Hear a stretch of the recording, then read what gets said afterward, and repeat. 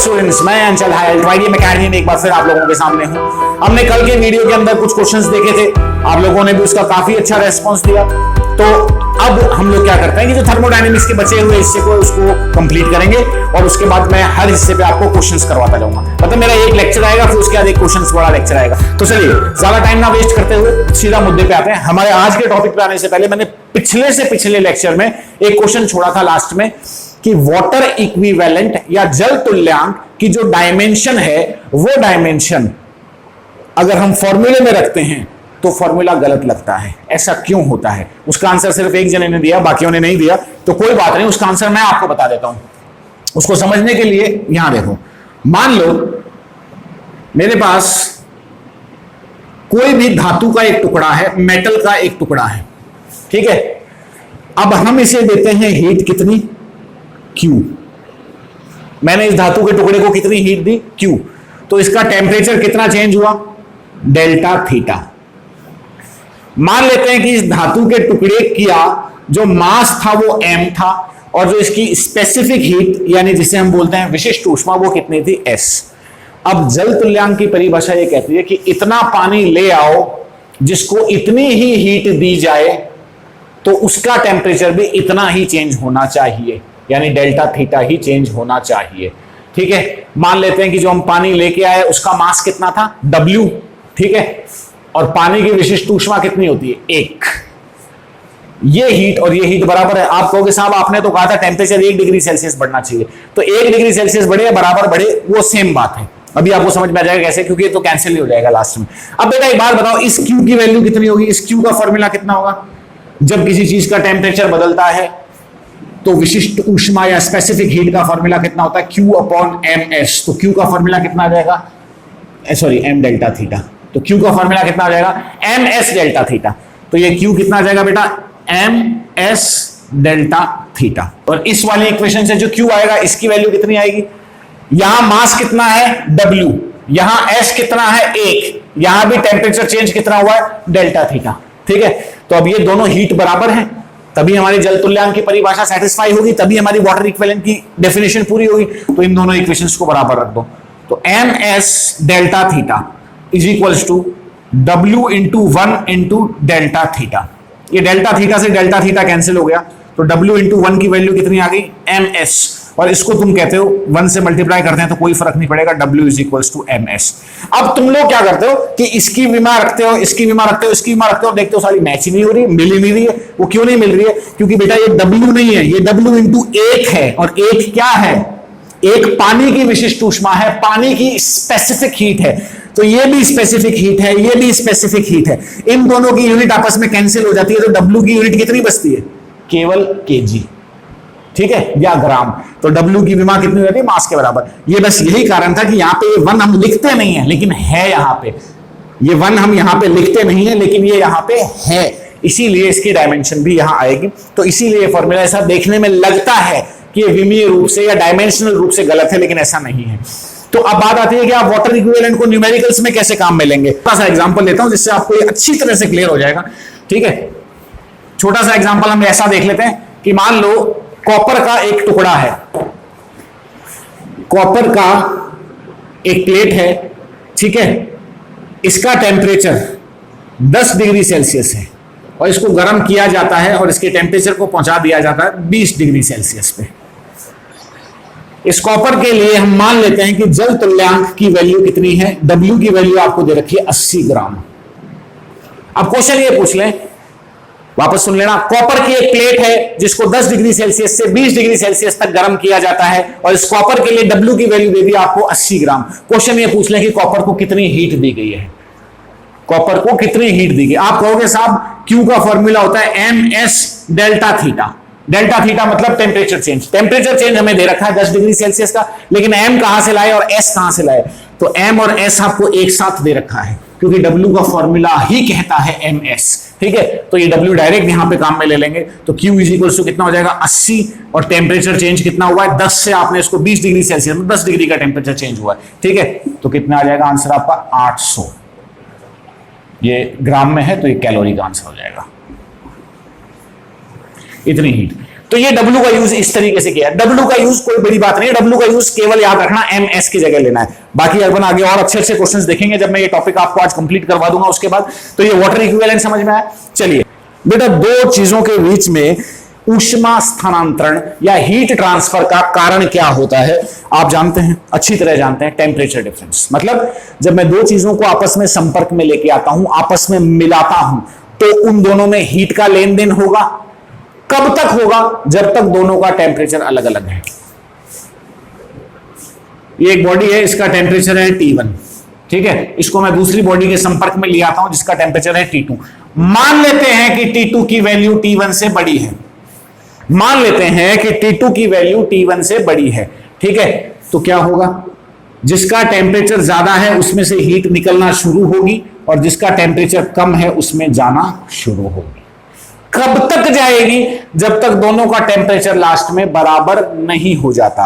अब सवाल ये उठता है कि ये बराबर टेम्परेचर कितना होगा, और यही सवाल एग्जाम में स्टूडेंट्स को सबसे ज्यादा परेशान करता है। परेशान इसलिए करता है क्योंकि जैसे मैंने वो बर्फ और भाप वाला एग्जाम्पल लिया था, बर्फ और भाप के एग्जाम्पल में मैंने कहा था 0 डिग्री सेल्सियस पे 1 ग्राम बर्फ है, 100 डिग्री सेल्सियस पे 1 ग्राम भाप है।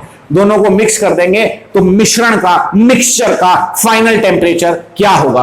तो आप में से उसमें ज्यादातर ने कहा सर आंसर आना चाहिए था 0 से 100 के बीच में, लेकिन बड़े अफसोस की बात है कि आंसर 100 डिग्री सेल्सियस था। क्यों आता है? आज वो चीज सॉल्व होगी आपके सामने, आराम से स्टेप बाय स्टेप समझेंगे कि हीट किस तरीके से ट्रांसफर होती है। ठीक, मान लीजिए हम दो चीजों को मिला रहे हैं, जिन दो चीजों को मिला रहे हैं, पहला केस तो आपका क्या कहता है कि जिन दो चीजों को आप मिला रहे हो, या तो लिक्विड को लिक्विड से मिला रहे हो, मतलब मैं अभी बर्फ और भाप पे नहीं आया हूं क्योंकि बर्फ अलग है, बर्फ सॉलिड है और भाप क्या है? गैस है। हम यहां पे जिन दो चीजों को मिला रहे हैं पहले केस में, वो दोनों सेम अवस्थाओं में हैं, सेम स्टेट्स में हैं। मतलब मैं लिक्विड को लिक्विड से मिला रहा हूं या गैस को गैस से मिला रहा हूं, तो क्या होगा? देखो बेटा, मान लेते हैं कि ये मेरे पास एक लिक्विड है और ये मेरे पास एक लिक्विड है, हो सकता है गैस हो, कुछ भी हो सकता है, अपने रिजल्ट में कोई फर्क नहीं पड़ेगा उससे।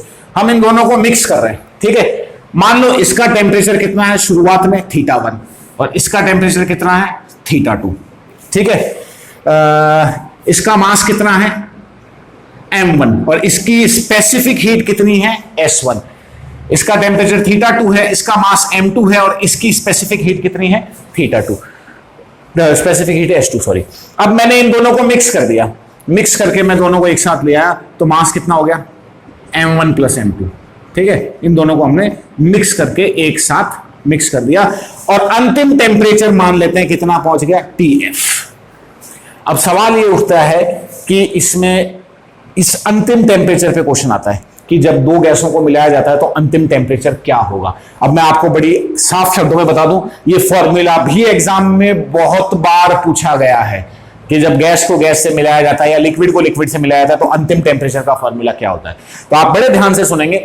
जब हम इस चीज को सॉल्व करते हैं, हम ये मानते हैं, अब एक छोटा सा इसमें ये मान लेंगे कि जो θ1 की वैल्यू है वो θ2 से ज्यादा है, हम ये मान लेते हैं, ठीक है। मतलब ये चीज ज्यादा गर्म है और ये चीज कम तापमान पे है। तो बेटा जब मैं इनको मिक्स करूंगा तो हीट किस में से निकलेगी? इसमें से निकलेगी, ज्यादा तापमान वाले में से, और इसमें जाएगी। मान लेते हैं कितनी हीट गई?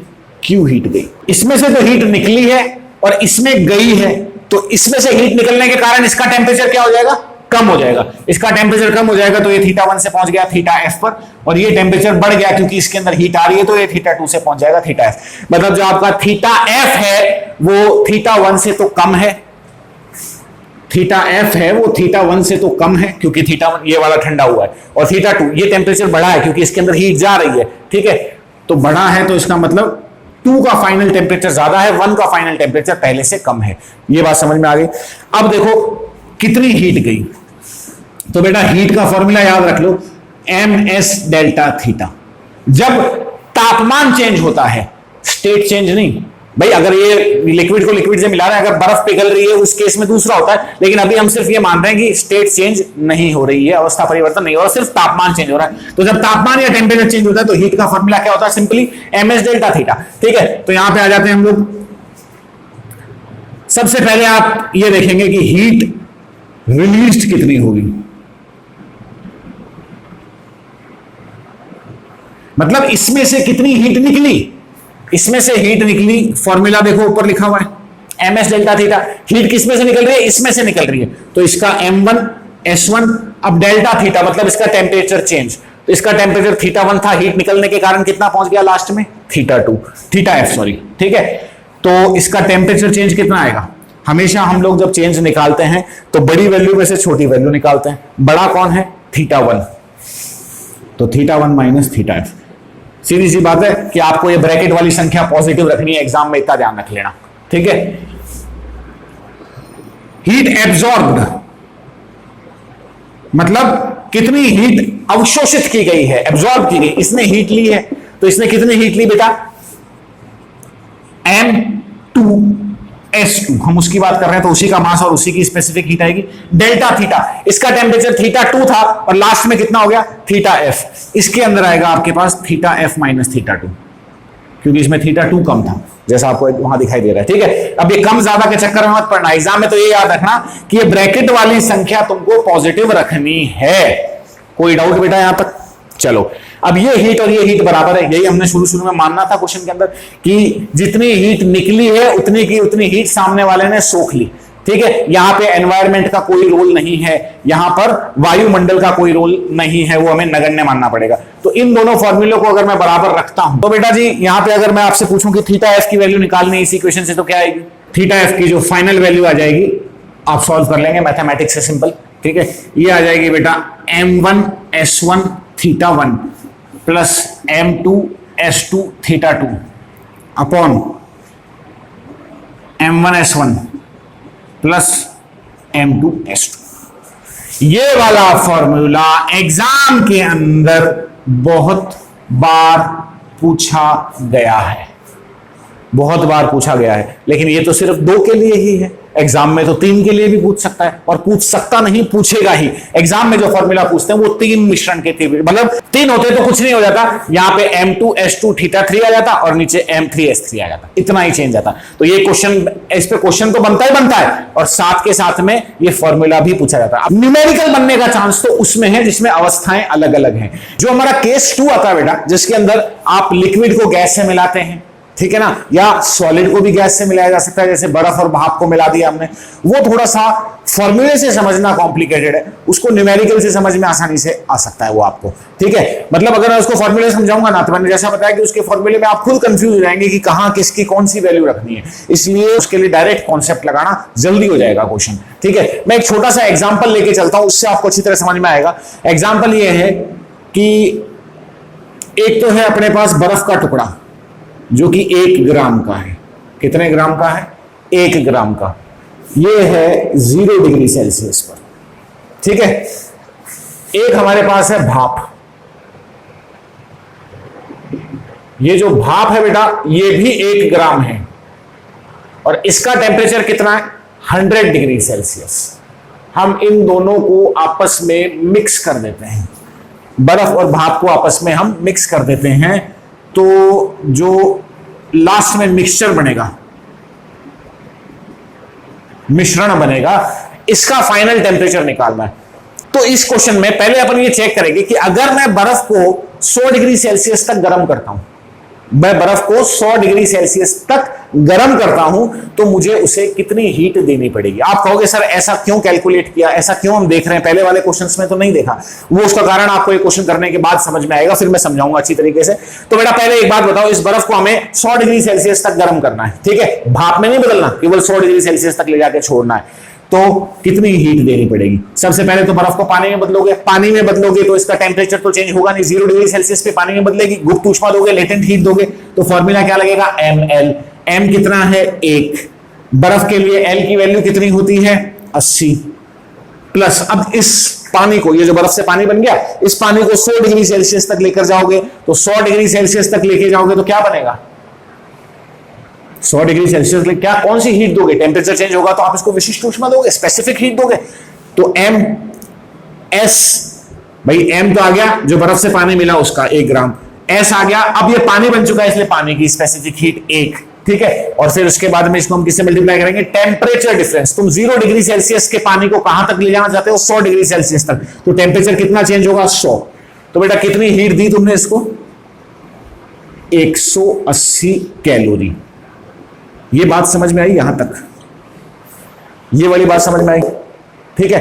अब दूसरे खेल के साथ चलते हैं। इसमें दूसरा गेम इसके साथ हम ये खेलेंगे कि एक बात बताओ मेरे को कि इस स्टीम को अगर मैं पानी में बदलना चाहूं, मैं इसका टेम्परेचर चेंज नहीं करना चाहता, मैं 100 डिग्री सेल्सियस पे ही इस भाप को पानी में बदलना चाहता हूं, तो मुझे इसमें से कितनी हीट निकालनी पड़ेगी?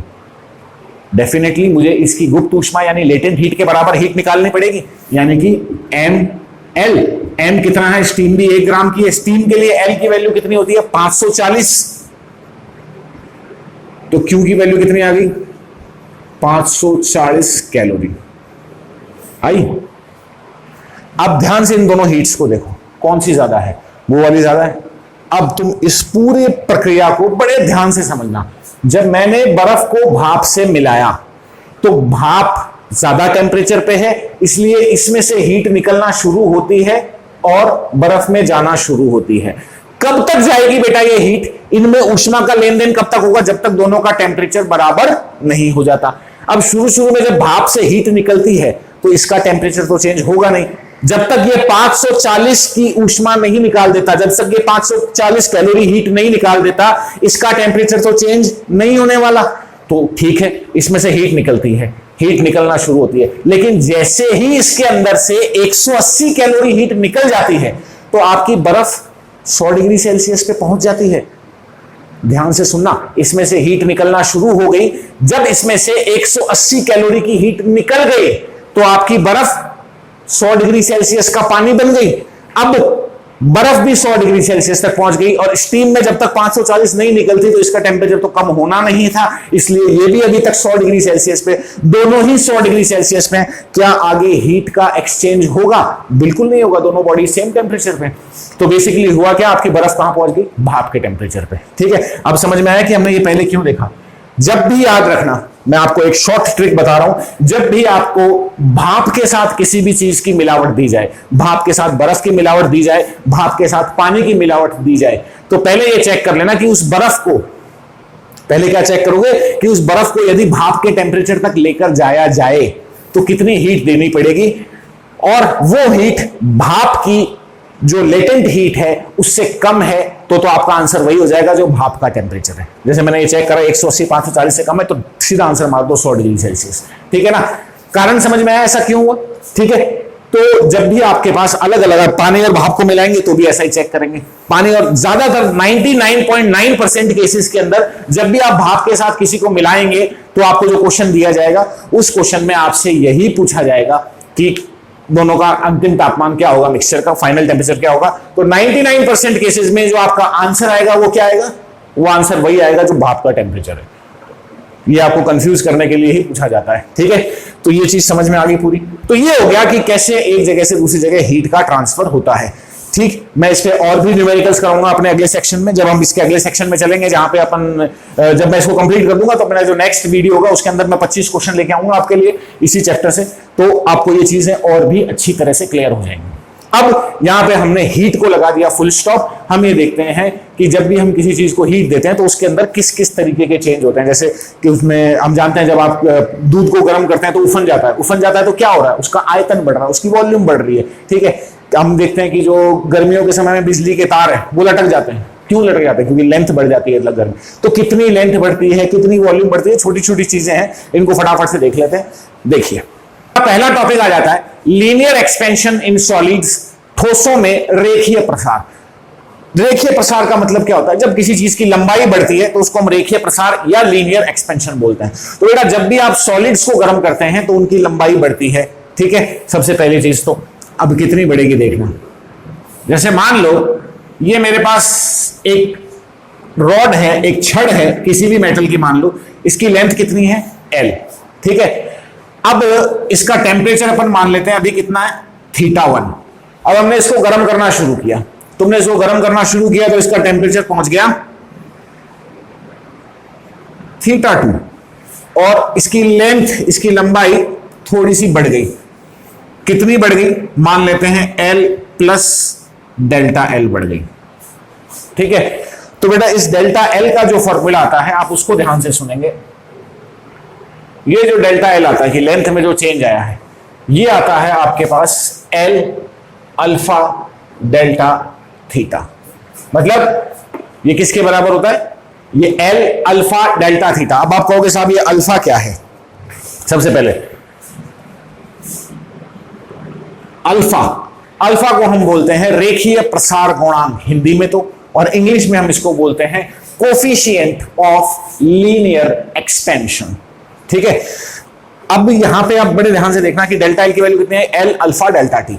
यानी कि आप ये कह सकते हैं कि डेल्टा एल किसके डायरेक्टली प्रोपोर्शनल है? लेंथ के, इनिशियल लेंथ के। मतलब जिस छड़ की लंबाई ज्यादा होगी उसके लिए डेल्टा एल की वैल्यू भी ज्यादा होगी। ठीक है, फिर डेल्टा एल किसके डायरेक्टली प्रोपोर्शनल है? डेल्टा थीटा की।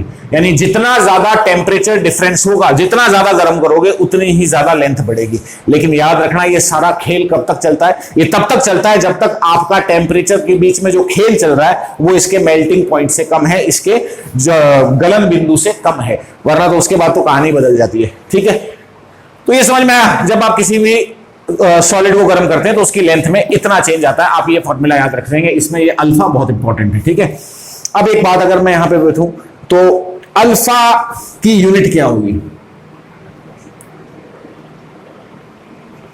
अल्फा की यूनिट एग्जाम में छोटे सवालों में आने वाला एक और सवाल जिसमें आपसे अल्फा की यूनिट पूछी जाती है। डेल्टा एल लंबाई, एल भी लंबाई से लंबाई कैंसिल हो गई तो ये डेल्टा थीटा नीचे आ जाएगा तो 1 अपॉन टेम्परेचर यानी कि केल्विन इनवर्स। ठीक है, अल्फा की डायमेंशन क्या हो जाएगी? डायमेंशन को हिंदी में हम क्या बोलते हैं? विमा। तो वो कितनी हो जाएगी? थीटा -1 या के -1। ठीक है, कोई डाउट बेटा यहां तक? तो ये हो गया। हम अभी सिर्फ सॉलिड्स के बारे में पढ़ रहे हैं, तो सॉलिड्स में सबसे पहले तो उसकी लंबाई में बढ़ोतरी होती है, फिर हम दूसरे वाले सिस्टम पर समझते हैं। आ जाता है ठोसों में क्षेत्रीय प्रसार या एरियल एक्सपेंशन। भाई जब आप गर्म कर रहे हो तो सिर्फ लंबाई थोड़ी बढ़ेगी। आप जब किसी भी बीम को गर्म कर रहे हो तो उसकी सिर्फ लंबाई नहीं बढ़ेगी, उसकी मोटाई भी बढ़ेगी। यानी हम ये कह सकते हैं कि ओवरऑल उसकी एरिया भी बढ़ेगी। ठीक है, तो उसे हम बोलते हैं एरियल एक्सपेंशन या क्षेत्रीय प्रसार। ठीक है, तो मान लेते हैं कि किसी सॉलिड बीम की एरिया ऑफ क्रॉस सेक्शन, काट क्षेत्रफल क्या होता है? जैसे ये रॉड है, इस रॉड को सामने से देखोगे तो जो एरिया दिखाई देता है वो क्या कहलाता है? काट क्षेत्रफल। मान लो एक इस तरह की बीम है, इसका एरिया कितना है? ए। कितने टेम्परेचर पे? θ1 टेम्परेचर पे। तुमने इसको गर्म करना शुरू कर दिया तो अब इसका एरिया कितना हो गया? ए प्लस डेल्टा ए। कितने टेम्परेचर पे? θ2 टेम्परेचर पे। ठीक है, तो बेटा अगेन उसी तरीके का सा कुछ होगा कि इस डेल्टा ए की वैल्यू कितनी आ जाएगी? इस डेल्टा ए की वैल्यू इनिशियल एरिया के डायरेक्टली प्रोपोर्शनल होगी। वहां अल्फा आ रहा था, यहां एक कांस्टेंट आ जाएगा बीटा। ठीक है, और दूसरी चीज टेम्परेचर डिफरेंस के भी, डेल्टा थीटा के भी डायरेक्टली प्रोपोर्शनल होगी। ठीक है, यहां पे आप बीटा को क्या बोलते हैं? क्षेत्रीय प्रसार गुणांक, एरियल एक्सपेंशन कोफिशिएंट। ठीक है, बात आती है इसके बाद में आपके पास बीटा की यूनिट की, तो कितनी हो जाएगी? वही एरिया से एरिया गया, बच गया टेम्परेचर, तो केल्विन इनवर्स। ठीक है, और डायमेंशन भी कितनी हो जाएगी? टेम्परेचर इनवर्स, थीटा इनवर्स या केल्विन इनवर्स कह सकते हैं उसको। ठीक है, ये आ गया एरिया के लिए बीटा। क्या जाता है हमारा अगला topic? Volumetric expansion in solid, ठोसों में आयतनीय प्रसार। अब बेटा एरिया बढ़ रही है, लंबाई बढ़ रही है, तो वॉल्यूम तो बढ़नी ही बढ़नी है। ठीक है, तो ये हो जाएगा जब आपके पास एक सॉलिड है, एक ठोस है जिसकी वॉल्यूम θ1 टेम्परेचर पे V है, जिसका आयतन θ1 टेम्परेचर पे V है, जब हम इसे गर्म करते हैं तो इसकी वॉल्यूम बढ़ के V प्लस डेल्टा V हो जाती है, θ2 टेम्परेचर पे हम पहुंच जाते हैं। तो अगेन वही सेम पहले वाला सा फॉर्मूला, इस डेल्टा V की वैल्यू किसके बराबर आ जाएगी? V, अब वहां बीटा आ गया था तो यहां आ जाता है गामा। ठीक है, और साथ में डेल्टा थीटा। अगेन इस गामा की यूनिट कितनी? इस गामा को आप क्या कहेंगे? पहली बात तो गामा को कहोगे क्या? वॉल्यूमेट्रिक एक्सपेंशन इन सॉलिड्स, तो सीधी सी बात है आयतनीय प्रसार गुणांक या वॉल्यूमेट्रिक एक्सपेंशन कोफिशिएंट। इसकी यूनिट भी कितनी होगी? बताना जरूरी नहीं है, V से V कट गया तो केल्विन इनवर्स, और डायमेंशन कितनी हो जाएगी? वही थीटा इनवर्स, टेम्परेचर इनवर्स। ठीक है, तो ये अल्फा बीटा और गामा की छोटी सी कहानी होगी। अब इस छोटी सी कहानी में से क्या क्वेश्चन बनते हैं, हम उनके ऊपर चलते हैं। सबसे पहला क्वेश्चन जो इसमें बनता है वो बनता है, क्या alpha beta gamma shape size पे डिपेंड करते हैं कि नहीं करते।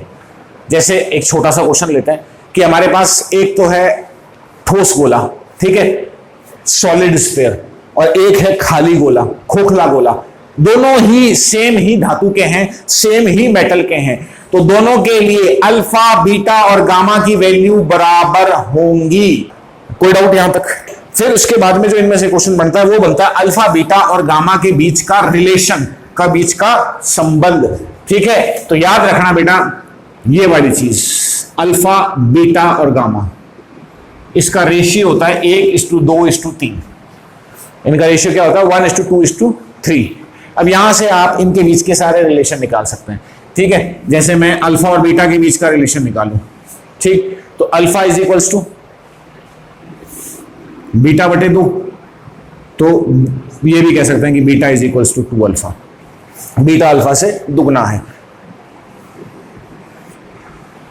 बीट और अल्फा और गामा के लिए निकालें तो alpha is equals to gamma बटे 3, सॉरी, ठीक है। तो बेटा गामा और अल्फा में क्या रिलेशन आ गया? Gamma is equals to 3 alpha. और अल्फा बीटा में रिलेशन निकालना है तो बड़ा सिंपल है, सॉरी गामा और बीटा में, तो यहां पे अल्फा की वैल्यू यहां रख दो, तो beta is equals to 2 alpha की जगह हम क्या रख सकते हैं? गामा बटे 3, तो 2/3 गामा। 1, 2, 3 और ये रेशियो 4। तो अगर ऐसा क्वेश्चन बन जाए कि एक ठोस गोला है, एक सॉलिड स्फीयर है और एक हॉलो स्फीयर है, दोनों को गर्म करते हैं तो कौन सा ज्यादा फैलेगा बेटा?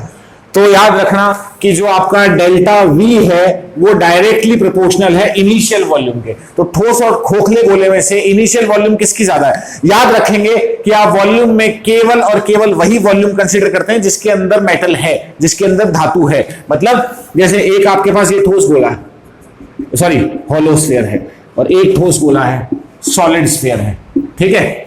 तो अब एक बात देखो, इसके अंदर हम सिर्फ ये वाली वॉल्यूम जो मैंने ये लाइन दी है शेडेड वॉल्यूम, ये काम में लेंगे। इसके अंदर ये वाली वॉल्यूम, तो किसकी प्रारंभिक वॉल्यूम ज्यादा? अगर दोनों की रेडियस बराबर भी है तो किसकी वॉल्यूम ज्यादा? इनिशियल वॉल्यूम उसकी ज्यादा है, ठीक है, तो वो ज्यादा फैलेगा। तो सीधी सी बात, अगर ठोस और खोखली चीजों में हम गर्म करें तो जो ठोस चीज है वो ज्यादा फैलेगी, क्योंकि उसके लिए डेल्टा वी की वैल्यू ज्यादा होती है। लेकिन अल्फा, बीटा, गामा दोनों के लिए बराबर होंगे अगर मेटल सेम है, तो धातु सेम है। तो ये आई बात समझ में। फिर इसके बाद में इसमें एक क्वेश्चन और बनता है जो बच्चों को बहुत कंफ्यूज करता है। वो ये बनता है कि आपके पास एक गोला है, ठीक है, और एक तरफ एक प्लेट है। मेरी बात को ध्यान से सुनना, एक प्लेट है, इसके बीच में एक छोटा सा छेद है, एक गोला है, ठीक है, एक बॉल, एक स्फीयर है, सॉलिड है दोनों ही, ठीक है, इसके बीच में एक छोटा सा छेद रह गया। और अगर मैं इस बॉल की बात करूं तो इस बॉल के बीच में भी एक छोटा सा, इस स्फीयर के बीच में भी एक छोटा सा खाली जगह रह गई, कैविटी रह गई, जिसको अपन बोल सकते हैं, ठीक है।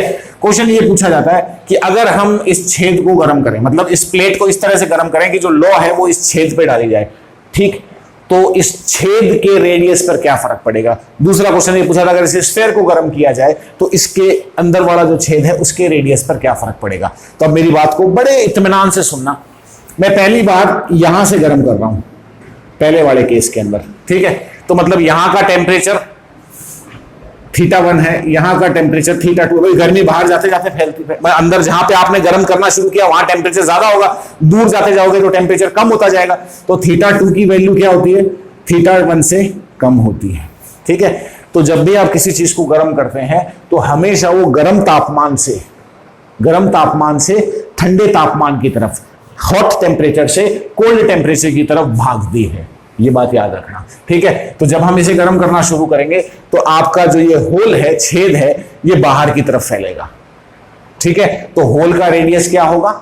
बढ़ेगा, ठीक है। दूसरी बात, ये जो गोला है, इस गोले के केस में हम जानते हैं कि गोले के अंदर जाके तो अपन गर्म कर नहीं सकते, गोला तो सॉलिड है, बाहर से बंद है। इसको अगर गर्म करोगे तो बाहर से ही गर्म करोगे, तो बाहर से गर्म करोगे तो इसमें यहां वाला टेम्परेचर ज्यादा होगा, यहां वाला टेम्परेचर कम होगा, तो ये गोला अंदर की तरफ फैलेगा। तो अंदर वाली जो कैविटी है, अंदर वाला जो क्षेत्र है, उसका रेडियस क्या होगा? कम होगा। दोनों ही केसेस को बड़े ध्यान से समझ लेना, और अगर समझ में भी आ गया तब भी याद रख लेना, ताकि एग्जाम में दिमाग नहीं लगाना पड़े, क्योंकि एग्जाम में आपके ऊपर प्रेशर होता है, दिमाग लगाओगे गलती करोगे, ठीक। अगर आपके पास सिंपल प्लेट है, उसको गर्म किया जाता है तो उसके बीच में अगर कोई गोला है, कोई छेद है, तो उसकी रेडियस बढ़ेगी। अगर एक गोले को या स्फीयर को गर्म किया जाता है, उसके बीच में कोई अगर कैविटी रह जाती है तो उसका रेडियस कम होगा, ठीक है। ल्यूसेंट के अंदर इन दोनों के आंसर में कुछ कंफ्यूजन है, गलत दे रखे हैं वो, ठीक है, तो इसलिए उसको कंसिडर मत करना, सही ये है जो मैंने आपको बताया। मान लो बेटा हमारे पास कोई सॉलिड बीम है, कोई ठोस छड़ है जिसकी प्रारंभिक या इनिशियल लेंथ कितनी है Li, गर्म करते हैं और लास्ट में कितनी हो जाती है Lf, ठीक है। तो डेल्टा L की वैल्यू कितनी होगी, फाइनल माइनस इनिशियल, ठीक है। तो यहां से अपन एक रिलेशन निकाल रहे हैं, मैं आपको बस सिंपल सा बता दूं इसको। अब आपके पास डेल्टा L की वैल्यू वैसे कितनी होती है, L alpha delta theta is equals to L F minus L I. ये एल आई आएगा, इनिशियल लेंथ आती है यहाँ पे, ठीक है। डेल्टा एल की वैल्यू मैंने रख दी, इस एल आई को यहां ले आऊं तो प्लस का हो जाएगा, तो अंतिम लंबाई कितनी होगी, इस एल आई को यहां ले आऊं और कॉमन ले लूं तो 1 प्लस अल्फा डेल्टा थीटा। ये फॉर्मूला हमें कुछ याद दिलाता है, हमारी 12वीं क्लास के दूसरे चैप्टर के अंदर जो विद्युत धारा इलेक्ट्रिक करंट है उसके अंदर रेजिस्टेंस का भी ऐसा ही कुछ फॉर्मूला बनता है, सेम लंबाई का बनता है और सेम इसी तरीके से एरिया का बन जाएगा। फाइनल एरिया हमेशा किसके बराबर होती है, initial area 1 plus beta delta A delta theta, sorry, ठीक है। और इसी तरीके से आप वॉल्यूम के लिए भी बना देंगे कि final volume is equal to initial volume 1 plus gamma delta theta. अगला टॉपिक हमारे पास आ जाता है एक्सपेंशन इन लिक्विड्स, द्रवों के अंदर प्रसार। याद रखना लिक्विड के अंदर डेल्टा एल और डेल्टा ए नहीं आते, मतलब लंबाई और एरिया वाले प्रसार नहीं देखे जाते, क्योंकि उनकी लंबाई एरिया तो होती नहीं है लिक्विड की, उनकी केवल वॉल्यूम होती है। तो लिक्विड्स के अंदर केवल और केवल वॉल्यूमेट्रिक चेंज देखा जाता है, आयतनीय प्रसार गुणांक देखा जाता है। तो इसके अंदर भी फॉर्मूला वैसा सही सेम होता है, लेकिन लिक्विड की थोड़ी सी खासियत अलग होती है। क्या अलग होती है, आप इसको बड़े ध्यान से सोचेंगे। उससे पहले लिक्विड्स के अंदर जो सबसे अलग थलग लिक्विड है वो होता है पानी। कौन सा, पानी।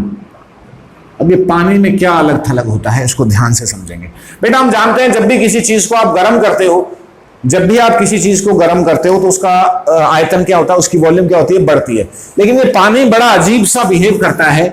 जब आप इसको 0 डिग्री सेल्सियस से 4 डिग्री सेल्सियस तक गर्म करते हो तो ये फैलने की बजाय सिकुड़ता है। ये फैलने की बजाय क्या होता है, सिकुड़ता, मतलब इसका आयतन क्या होता है, कम होता है, ठीक है। लेकिन जैसे ही 4 डिग्री सेल्सियस से आगे निकल जाओगे तो ये नॉर्मल लिक्विड की तरह बिहेव करेगा। इसका क्या होगा, ये फैलना शुरू कर देगा। अब बात आती है पानी के अलावा बाकी लिक्विड्स की। लिक्विड्स को जब अपन गर्म करते हैं तो उनको अपन डायरेक्ट गर्म नहीं कर सकते। लिक्विड को गर्म करने के लिए आपको किसी बर्तन की जरूरत पड़ती है, ठीक है। अगर हमने किसी बर्तन में लिक्विड गर्म करना तो क्या होगा, होगा क्या कि पहले कौन गर्म होगा, ये हीट पहले किस तक पहुंचेगी, पहले बर्तन तक पहुंचेगी, ठीक है। तो पहले बर्तन तक पहुंचेगी तो पहले कौन फैलेगा, ध्यान से मेरी बात को सुनना। ये जब से आपने गर्म करना शुरू किया तो हीट पहले बर्तन तक पहुंचेगी, उसके बाद बर्तन गर्म होगा, फिर लिक्विड का नंबर आएगा, है ना। तो जब आप किसी लिक्विड को गर्म करते हैं तो ये हीट पहले बर्तन तक पहुंचती है, इसलिए पहले बर्तन फैलता है। और बर्तन फैलता है तो देखने वाले को ये लगता है कि लिक्विड का लेवल कम हो रहा है। अब आप कहोगे साहब हमने तो कभी ऐसा देखा नहीं, क्योंकि ये क्या होता है, बहुत ही मॉलिक्यूलर लेवल पे होता है। इसको आप माइक्रोस्कोप से देख सकते हैं या और मतलब किसी इक्विपमेंट से देख सकते हैं, वैसे अपन नॉर्मल आंखों से इसको नहीं देख सकते, ठीक है ना। तो जब भी आप किसी लिक्विड को गर्म करते हैं तो इनिशियली बर्तन के अंदर उसका जो स्तर है, उसका जो लेवल है वो घटेगा, और उसके बाद जब लिक्विड तक हीट पहुंच जाएगी, ध्यान से सुनना, जब लिक्विड तक हीट पहुंच जाएगी तब आपका लिक्विड बर्तन से ज्यादा तेजी से फैलेगा, इसीलिए उसका स्तर बढ़ जाएगा। तो सीधी सरल भाषा में जब भी किसी बर्तन में लिक्विड को गर्म किया जाता है तो बर्तन में लिक्विड का स्तर शुरू में गिरता है, उसके बाद बढ़ता है। कारण समझ में आया इसका, ठीक है। अब इसके वॉल्यूमेट्रिक, इसके अंदर केवल और केवल आयतन प्रसार गुणांक होगा। तो इसके आयतन प्रसार गुणांक 3 तरीके के होते हैं। सबसे पहला तो होता है कौन सा, बर्तन, जिसको इंग्लिश में आप बोलते हैं वेसल। तो बर्तन के लिए जो प्रसार गुणांक होगा, आयतन प्रसार गुणांक होगा, वॉल्यूमेट्रिक एक्सपेंशन कोफिशिएंट होगा, उसकी वैल्यू कितनी आएगी, delta we upon V delta theta, ठीक है। यहां पे delta V volume, delta we ये किसका आयतन प्रसार गुणांक है, किसका वॉल्यूमेट्रिक एक्सपेंशन है, बर्तन का, ठीक है। डेल्टा वी इंटू ये डेल्टा वी क्या हो गया, छोटा सा वी जो नीचे लिखा हुआ है ये बर्तन को दर्शा रहा है, ठीक है। तो ये बर्तन के आयतन में चेंज हो गया, बर्तन के आयतन में चेंज हो गया, ये इनिशियल वॉल्यूम हो गई। हम ये मान के चलते हैं कि लिक्विड पूरा बर्तन के अंदर भरा हुआ है, तो हम इनिशियली ये मान के चलते हैं कि जो आयतन है वो लिक्विड और बर्तन का सेम है, ठीक है। ये पूरी बात समझ में आ गई। अब इसके बाद में दूसरा इसके अंदर जो एक्सपेंशन होता है वो किसके अंदर होता है? दूसरा नंबर आता है लिक्विड का। तो उसको अपन लिक्विड को हम शो कर देंगे गामा एल से। ठीक है बेटा, इस गामा एल की वैल्यू कितनी होगी? इसकी वैल्यू आ जाएगी डेल्टा वी एल, लिक्विड के वॉल्यूम में चेंज बटे प्रारंभिक volume multiplied by delta theta. ठीक है, तीसरा नंबर का चेंज किसके अंदर आता है? दो चेंज तो ये हो गए, तीसरा इसको अपन बोलते हैं इसका रियल एक्सपेंशन। अब इस बर्तन को हम सबको एक साथ देखते हैं और उसको हम क्या बोलते हैं? रियल या वास्तविक प्रसार लिक्विड का। रियल एक्सपेंशन किसका? लिक्विड का। इसके अंदर बर्तन और लिक्विड दोनों को ही कंसीडर किया जाता है। ये कितना होगा? इसको हम गामा आर से दर्शाएंगे। ठीक, और ये किसके बराबर होगा? Gamma R delta we, liquid में जितना चेंज आया, और डेल्टा वी बर्तन में जितना चेंज आया। मतलब आयतन का चेंज दोनों का टोटल लिया जाता है, लिक्विड का भी और बर्तन का भी, अपॉन प्रारंभिक आयतन। ठीक है, मल्टीप्लाइड बाय डेल्टा थीटा। ये तीन तरीके के अपन देखते हैं। ठीक है, अब एक बात बताओ, इसको मैं ऐसे लिख सकता हूं? मैं इसको यहां, इसके बाद अगला स्टेप मैं यहां पे लेके आ रहा हूं। मैं इसको ऐसे लिख सकता हूं कि gamma R is equals to delta V L बटे V delta theta plus delta V V upon V delta theta. ये किसकी वैल्यू है? ऊपर वाली दोनों वैल्यू नहीं है। तो गामा आर किसके बराबर हो गया बेटा? Gamma L plus gamma V. ये इंपॉर्टेंट फॉर्मूला आ गया। फिर से इन पे कोई न्यूमेरिकल नहीं आता है, केवल और केवल थ्योरेटिकल सवाल आते हैं। जैसे मैंने आपको बताया कि बर्तन को जब किसी लिक्विड को गर्म करेंगे तो पहले फैलेगा, स्तर गिरेगा, फिर बढ़ेगा। ठीक है, और ये रिलेशन आ गया किसमें? गामा आर, गामा एल और गामा वी के अंदर। गामा आर तो क्या है? वास्तविक प्रसार गुणांक, real expansion coefficient. Gamma L क्या है? लिक्विड एक्सपेंशन कोफिशिएंट, द्रव का एक्सपेंशन कोफिशिएंट। ठीक है, और गामा वी क्या हो गया? बर्तन का एक्सपेंशन कोफिशिएंट है। तो इनके बीच में रिलेशन पूछे जा सकते हैं, इससे ज्यादा इस पे न्यूमेरिकल बनने के चांसेस नहीं होते। लिक्विड्स के बाद नंबर आ जाता है गैस का। गैसेस के एक्सपेंशन की बात करें तो गैसेस के अंदर भी केवल आयतन प्रसार गुणांक होता है, लेकिन एक और होता है। अगर मैं आयतन को कांस्टेंट कर दूं तो, अगर मैं वॉल्यूम को कांस्टेंट कर दूं तो, मतलब अगर आप एक प्रेशर कुकर के अंदर पानी को गर्म कर रहे हो, ठीक है, या सोचो प्रेशर, पानी का एग्जांपल अपन बाद में लेते हैं, मतलब ये मान के चलो कोई गैस है, उसको अपन ने किसी बर्तन के अंदर बंद कर दिया, फिर गर्म कर रहे हैं, तो वॉल्यूम तो चेंज हो नहीं सकती। क्या चेंज होगा? वो बर्तन के चारों तरफ प्रेशर लगाएगी, बर्तन की दीवारों पे, तो प्रेशर चेंज हो जाएगा। तो एक्सपेंशन गैसेस में दो तरह का होता है।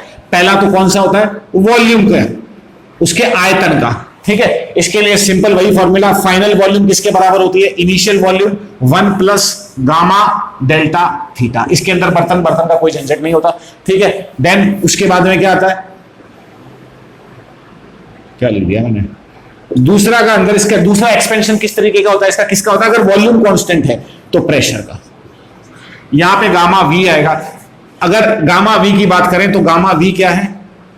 इसका आयतन प्रसार गुणांक। ठीक है, तो अब फाइनल, अगर आपने आयतन को, वॉल्यूम को कांस्टेंट कर दिया तो प्रेशर बढ़ेगा, तो फाइनल प्रेशर किसके बराबर हो जाएगा बेटा? इनिशियल प्रेशर 1 प्लस यहां पे आ जाएगा गामा पी डेल्टा थीटा। यहां पे गामा पी क्या है? दाब प्रसार गुणांक, प्रेशर एक्सपेंशन कोफिशिएंट। ठीक है, तो गैसेस के अंदर ये दो तरह के एक्सपेंशन होते हैं। फिर इसके बाद में अगर मैं डेंसिटी की बात करूं, जो कि लिक्विड और गैस दोनों पे लागू होती है, घनत्व की बात करूं, डेंसिटी का फॉर्मूला क्या होता है? Mass upon volume. हम जानते हैं गर्म करेंगे तो मास तो बदलेगा नहीं, मास तो वो का वही रहेगा, केवल वॉल्यूम बदलेगी। तो फाइनल डेंसिटी किसके बराबर होनी चाहिए? भाई आप एक सीधी सी बात मुझे बताएंगे, फाइनल डेंसिटी, आप इस पूरे फॉर्मूले में अपन वैल्यू, मैं यहाँ पे डेरिवेशन नहीं करवा रहा क्योंकि एग्जाम में डेरिवेशन नहीं आएगा, पर आप ये याद रखेंगे, फाइनल डेंसिटी बराबर होगी initial density 1 minus gamma delta theta. ठीक है, ध्यान रखना, किसी चीज को आप गर्म करोगे तो वॉल्यूम क्या होगी बेटा? बढ़ेगी। वॉल्यूम बढ़ेगी तो डेंसिटी वॉल्यूम के इनवर्सली प्रोपोर्शनल है, तो ये घटेगी, इसलिए यहां माइनस का निशान आता है। ठीक है, तो ये सारा फंडा समझ में आ गया। ये गैसेस और लिक्विड्स का सारा हो गया। इंपॉर्टेंट एक और चीज बनती है इसके अंदर कि कौन ज्यादा तेजी से फैलता है, लिक्विड, गैस और सॉलिड में से। तो याद रखना, सबसे ज्यादा तो कौन फैलता है? गैस। उसके बाद दूसरा नंबर किसका आता है? लिक्विड का। और सबसे धीरे धीरे कौन फैलता है? सॉलिड। बस इस पर्टिकुलर सेक्शन से इतने ही थ्योरी क्वेश्चंस निकल के आ सकते हैं। बाकी कल मैं आता हूं इनके क्वेश्चंस लेके आपके सामने, इस चैप्टर के जितना अपन ने पढ़ा है उसके पूरे अच्छे अच्छे क्वेश्चंस लेके आऊंगा, उसको अपन देखेंगे। ठीक है, नेक्स्ट क्लास में मिलते हैं। इस क्लास में बेटा जी कोई भी दिक्कत हो तो प्लीज मुझे कमेंट सेक्शन में बताएंगे। जल्दी आपके एग्जाम आने वाले हैं, तो एग्जामों के लिए बेस्ट ऑफ लक। और अब मैं जल्दी से जल्दी अपने आप को अपडेट कर रहा हूं, ताकि मैं आप लोगों की थोड़ा सा क्या मेरे साथ भी टाइम का इशू रहता है, तो मैं जल्दी से जल्दी आप लोगों के सामने क्वेश्चंस पूरे सिलेबस के लेके आऊंगा। हम लोग कोशिश करेंगे कि हम 3-3, 4-4 घंटे के वीडियोस में आए आपके सामने, और मैं 100-100 क्वेश्चन, 200-200 क्वेश्चन लेके आऊंगा एक साथ पूरे सिलेबस के, क्योंकि अब एग्जाम में ज्यादा टाइम मुझे लग नहीं रहा, क्योंकि ऐसे मार्केट में अफवाह तो उड़ी रही है कि शायद अगस्त के अंदर एग्जाम होगा, अगस्त लास्ट वीक के अंदर। खैर होगा तो हम उसके लिए तैयार रहेंगे। तब तक के लिए ये पूरा अच्छी तरह से समझ लेना। इसमें कोई चीज ना समझ में आए तो मेरे नेक्स्ट लेक्चर में मिलते हैं, और आप मुझे कमेंट सेक्शन में पूछ लेंगे। Thank you, bye.